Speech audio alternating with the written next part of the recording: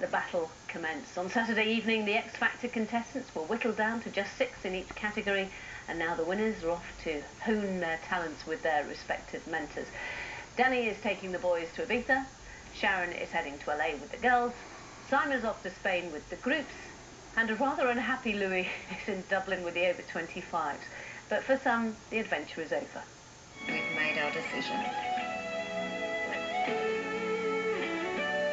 I'm sorry you didn't make it through. This was really my last chance to do something a bit bigger than what I've been doing.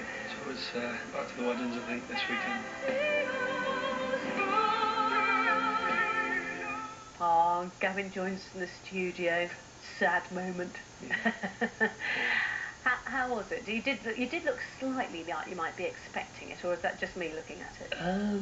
No, it's just really nervous. You're still on the stage. It's so nerve-wracking, and you don't know what they're going to do, and they drag it out and stuff. So. Yeah, of course they do. And you mentioned there when you were standing there, you said, you know, it felt like it was your last chance to do something new. Yeah. Has anything new come from this though? Not as yet. You know, just going to carry on doing what I do, and you know, I think it's been a fabulous experience. I've enjoyed it so much, and you know, coming here today is like just a really mad thing. You know, I'm so happy that things like this are happening to me. So it's been good. Yeah. So you when you say what you do now is you kind of sing at weddings and things, don't you? Well, I'm a singer basically. I mean, they build me as the wedding singer, but I'm actually a singer. I just like to get that on record. I do a lot of weddings, but I am actually a singer. But I also run a business as well. I've got a music agency. I get people gigs and stuff up in Manchester. So I'll just go back to doing that. And I'd love to be able to do something special, and I'd hope that something else would come out of it. But you know, we'll have to wait and see, I suppose, won't we? I think, as you said, it's quite nerve-wracking, and quite a few people did crack under pressure, didn't they? Yeah. Yeah. She's a really good singer. She's a fabulous singer. And then just lost it.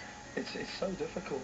See, I'm lucky. I've sang loads of times, so you know, it felt like home when I was up there. You know, it was nerve-wracking, but it felt comfortable for me. But these are all kids, you know, they've never done anything like this before. I felt so sorry for them. I was hugging an awful lot of people when they were coming in because they were just devastated. I felt really, really sorry for them.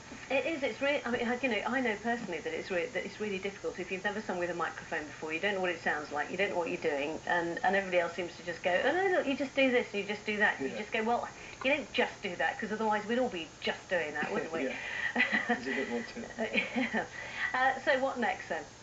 I don't know. I mean, I'm just, to be honest with you, I'm absolutely overwhelmed with the amount of sympathy I'm getting. I didn't think anyone was watching. Do people keep rushing up to you and giving you a hug? Someone started a petition to get me back on the show.